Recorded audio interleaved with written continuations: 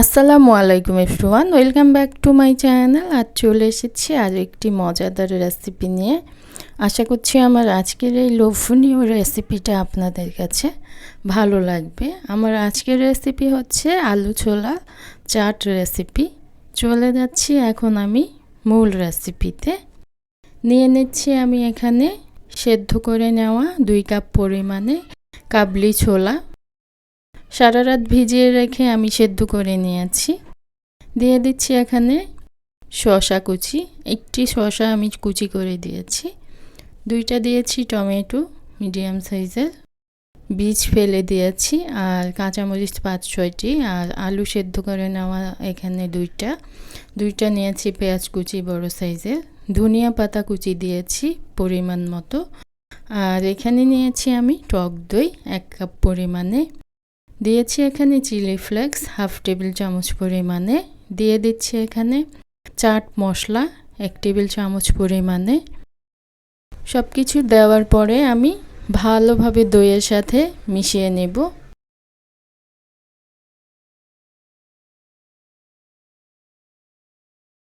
সব কিছু ভালোভাবে আমি মিশিয়ে নিয়েছি।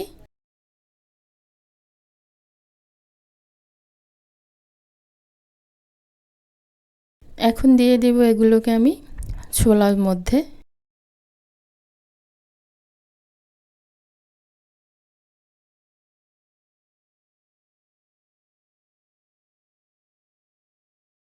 এখন দিয়ে দিব এখানে আমি তেঁতুলের টক। তেঁতুল ভিজিয়ে রেখে আমি চটকে নিয়েছি, 2 টেবিল চামচ পরিমাণে হবে। নিয়েছি এখানে লেবুর রস 1 টেবিল চামচ পরিমাণে। দিয়ে দিচ্ছি লবণ স্বাদ মতো। এখন সব কিছু ভালোভাবে মিক্স করে নেব। দেখতেই কতটা লোভনীয় লাগছে, খেতে আলহামদুলিল্লাহ অনেক মজার হয়।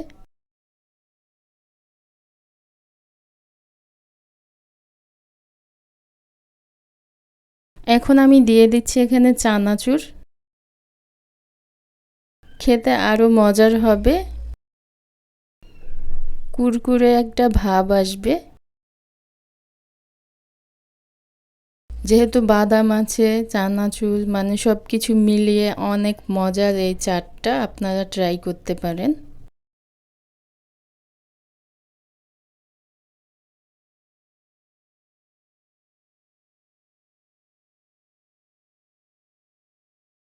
সব কিছু আমি আবার মিশিয়ে নিচ্ছি।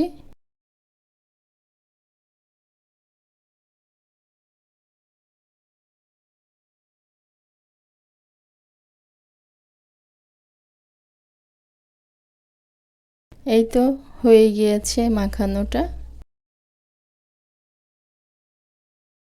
ইফতারের আগ মুহূর্তে মাখিয়ে নিলেই হয়ে যাবে।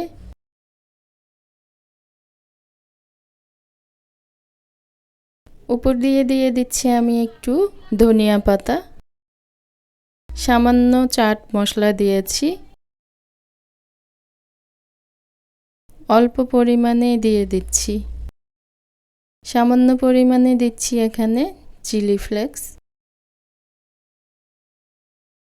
আবার উপর দিয়ে দিয়ে দিব কিছু চানাচুর।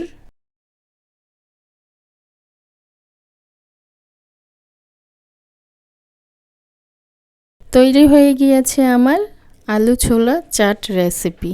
আশা করছি আমার আজকের এই রেসিপিটা আপনাদের কাছে ভালো লেগেছে। ভালো লেগে থাকলে প্লিজ একটি লাইক দিয়ে দিবেন।